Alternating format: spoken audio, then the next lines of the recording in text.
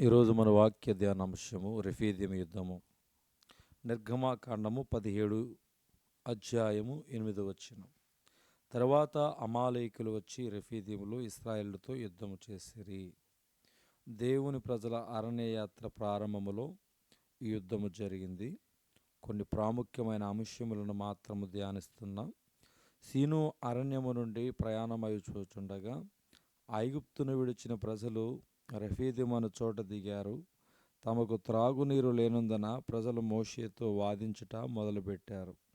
అప్పుడు దైవజనులకు మోషే, మీరు నాతో వాదింపనేలా, యెహోవాను శోధింపనేలా అని అడిగారు. అయితే దప్పిచేత చచ్చిపోయేదమని తలంచిన ప్రజలు మోషే మీద తిరుగుబాటు చేశారు.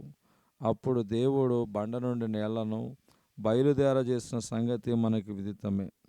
యెహోషువ కొంతమంది మనుష్యులను ఏర్పరచుకుని అమాలేకీయులతో యుద్ధము చేశారు. ఇలాగు భూమి మీద యుద్ధము జరుగుచుండగా ఆకాశ మండలమందున్న దూతల సమూహముతో మోషే యుద్ధము చేశాడు. దేవుని కర్రను చేతపట్టుకుని మోషే కొండ శిఖరము ఎక్కెను. అహరోను హూరు అనువారు మోషేతో కూడా శిఖరము ఎక్కారు. మోషే తన చెయ్యి పైకెత్తినప్పుడు ఇశ్రాయేలు గెలిచారు. మోషే తన చెయ్యి దింపినప్పుడు అమాలేకులు గెలిచారు. మోషే చేతులు బరువెక్కగా వారు ఒక రాయి తీసుకుని వచ్చి అతడు దాని మీద కూర్చుండుటకై దాన్ని వేసిరి. అహరోను హూరులు ఒకడను ఈ ప్రక్కను ఒకడు ఆ ప్రక్కను అతని చేతులను ఆదుకొనగా అతని చేతులు సూర్యుడు అస్తమించు వరకు నిలకడగా ఉండెను. నిర్గమాకాండం 17 అధ్యాయము 11, 12. తరువాత మోషే ఒక బలిపీఠము కట్టి దానిని యెహోవా నిస్సి అని పేరు పెట్టెను. నిస్సి అనగా ధ్వజము అని అర్థం వస్తుంది. నేడును యెహోవా నిస్సి అనే మాటను ఎక్కువగా వినుచున్నాం.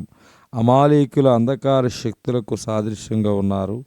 ఆత్మ సంబంధమైన యుద్ధము గురించి ఎఫెసీ పత్రిక 6 అధ్యాయం 12లో చదువుచున్నాం. ఈ లోకము దుష్టుని యందు పడి ఉన్నది.